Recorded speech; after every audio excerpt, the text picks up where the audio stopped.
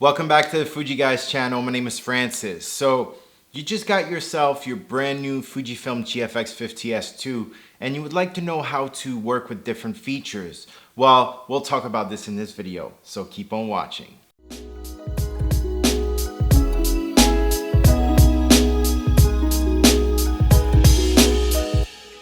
Alright, so let's talk about some features of the brand new Fujifilm GFX50S II. Now for your information, the 50S II shares the same body and same buttons as the GFX100S. So if you want to know more, you can also watch this video. We'll put a card up here and then you can know how to do more things because we've covered these already in this video. So without further ado, let's start with the first feature. So the GFX50S II allows you to save data in different ways. So since you have two card slots, so both UHS-2 SD card slots, you can save your files in different ways. So you could have your images on one card and then your videos on the other, or you could use it as a backup. So everything is saved on both cards at the same time, or you could have it set to sequential, which means that one card will fill up and then it will go to the next one. And if you're recording videos, it will do it seamlessly. So even if you're recording and your first card gets full, it will continue on to the next card without any interruption. So let's see how we can set up this feature. So first we'll go into the menu and then we'll go to the wrench icon and then to save data setup, and then we can go down to card slot setting for photos as well for video. So for photo, I can set it to sequential, which means, like I said before, it will fill up the first card and get to the next one. We can set it to backup, or we can set it to RAW and JPEG. So one card will save all your JPEG images and then the other card will save all the RAW files. So it's a neatly way to keep everything organized so that if you only want the RAWs, you can just take that one card and import them, and then everything else, which is the JPEGs, are going to be on the next card. Now personally, I like to set it to sequential. A lot of people would say that the safe thing to do would be backup so that everything would be saved on both cards. And then we can do the same thing for video. So we can have it as sequential or as a backup. Now, if we keep looking into the menu, we can select the slot for where the photos are going to be recorded and where the videos will be recorded. So if I want my images to be on card 1, I can set it there, or I could set it to card 2, for example, and then have my videos being on slot 1.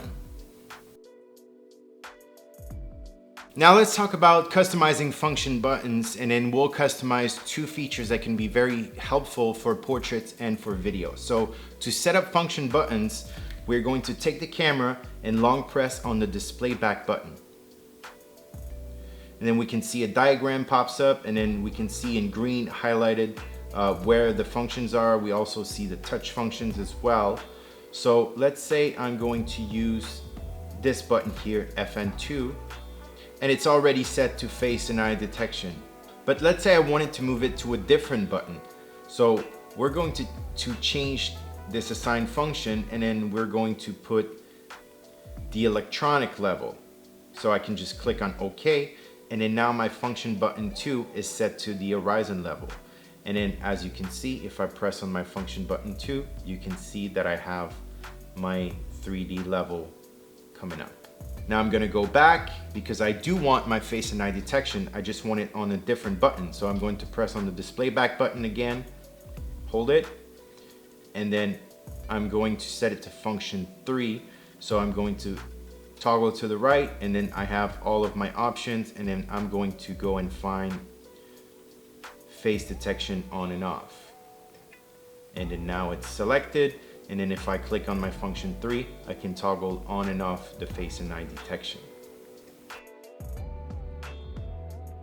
So if you are new to mirrorless cameras, and I know when I was new to it, I was wondering myself because everyone kept saying that it's nice because you can see a live preview. So if you close down your aperture, the image will get darker.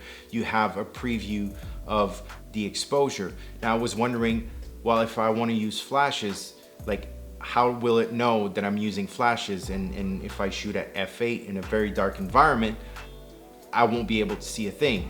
Well, it turns out there's a way around that. So let's take a look at how we can set it up to shoot with external flashes, whether it's in the studio or even an external speed light. So we'll go into the menu and then to the wrench icon, and then we're going to go to screen setup, and then we're going to go down to the second page, and then we have preview, exposure, white balance, and manual mode.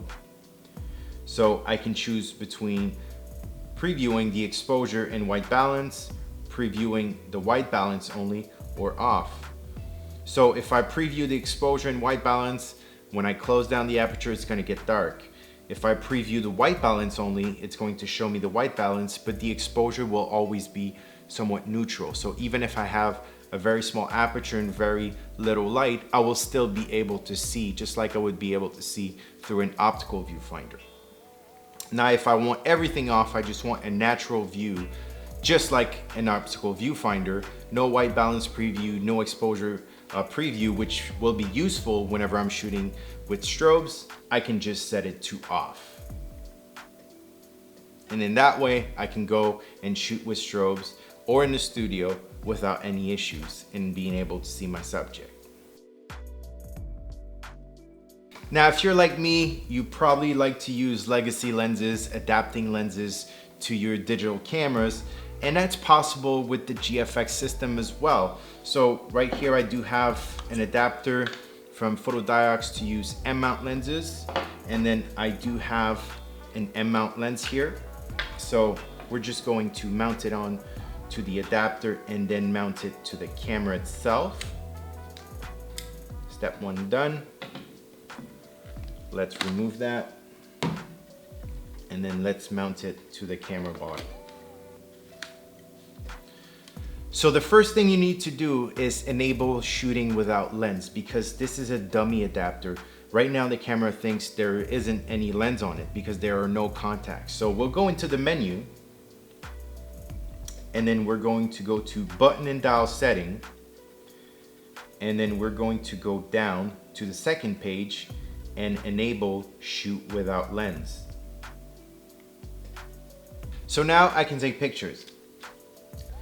But if I have a lot of different legacy lenses, I want to know which one I'm using. And also this features in-body image stabilization, so I can take advantage of that. So I'm going to go into the menu, to the image quality section, and then go down to the third page, and then I have mount adapter setting, lens registration, and then in there I can go and register my lenses. So I can do a couple things. So I can adjust the focal length so that the in-body image stabilization can know how much to compensate for. So let's go in and put it in. So this one is a 35mm, so 35mm. And then I can also name the lens. And this is very nice because this will reflect into your raw editing software. So whether you're using Lightroom or Capture One, you will see the name you enter there into the software. So that's set, and now I'm good, and I can shoot images with my legacy lens. I can benefit from the in-body image stabilization, and then I'm good to go. Yeah, for some lenses, they might cover the whole sensor. This is a very large sensor. But in certain instances, like this one, if you take a look at my screen here, you can see I have heavy vignetting. So I'm going to go into the menu and then go into the shooting section of the menu, and then go to the second page and then go to 35 format mode. And then you can see we have three options: auto, off, and on. So auto will be useful if you have a smart adapter, which means an adapter with contacts on them. It will automatically detect that you adapted the lens, and then if you set it to auto, it will automatically crop it to a 35mm full frame mode. Now in this instance, this is a dummy adapter. There's no contact, so I'm going to set it to on. And then now, as you can see, there are no vignetting because I have a crop of the standard full frame, which this lens was designed for. Now in certain instances, you'll be lucky and the lens you adapt to the GFX system will cover enough and then you won't need this 35mm mode. Now, if you're like me and you like things to go really fast and not have to go through menu, I have one trick for you that's going to be very helpful, and that's quickly formatting the SD card without needing to go into the menus. Now, it's really easy, so you simply press onto the trash can button, the delete button, and then count 1, 2, 1, 2, and then press on the rear command dial. And then you can quickly format your SD card on slot 1 or 2. Simply select it, click OK, confirm, and then you got a fresh, clean SD card.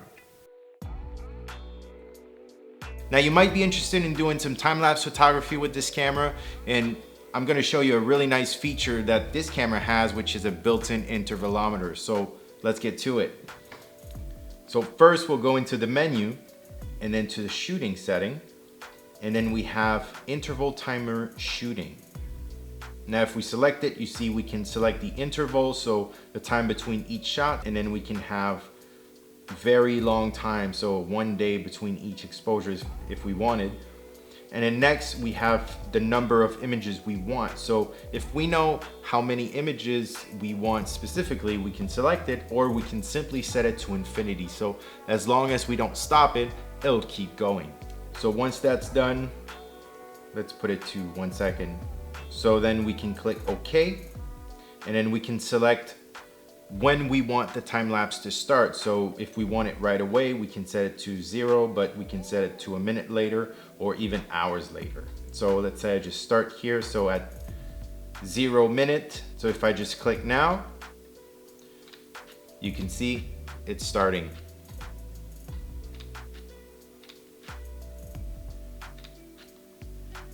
And if I click on OK, I will be able to stop the capture whenever I'm done. Now, I would suggest if you're doing time-lapse photography for a very long time, or just time lapses in general, that you set your focusing to manual so that it doesn't look every time, and if something changes or something passes in front of the camera, then it misfocuses. So I would just set it manually and just let it be. Now, another cool thing I would suggest is that if you do time lapses during the day with neutral density filters and a closed aperture, you can get some really interesting effects. Then when you have all your images, you can import them into your video editor or time-lapse software, whichever you want, but all the images will be stored onto your SD card, and then from there it's up to you to create that time-lapse. Now, if you're doing long exposure photography, you know the camera has to be very still, so you need a very good tripod, but also you need to eliminate any camera shake that can happen.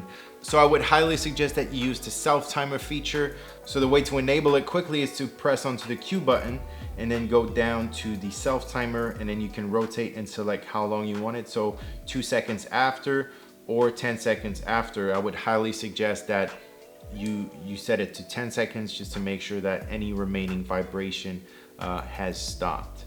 And also, if you're shooting on a tripod for long exposure, I would highly suggest that you disable the in-body image stabilization, because if something moves in the frame, the camera could misinterpret it as movement when it's actually still. So let's go into the menu, and then we will go to the shooting setting, and then we'll go down to IS mode, and then we will turn it off. So that way we can make sure there isn't any movement created by the in-body image stabilization because it's on the tripod and something is moving in a frame. All right, so that wraps it up for this how-to section on the GFX50S II. I hope this was helpful. Now, if you have any questions, please leave them in the comment section down below. And if you'd like to see more content like this about this and other Fujifilm products, please consider hitting that subscribe button. And until next time, c'était Francis pour les Fuji Guys.